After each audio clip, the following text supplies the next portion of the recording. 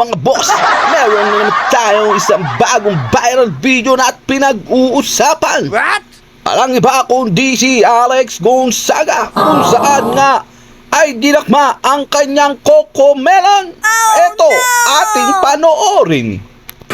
Yan, kitang-kita natin dito si Alex at pakaway-kaway pa. Yan, daming tao. Yan, tuwa-tuwa. Yan.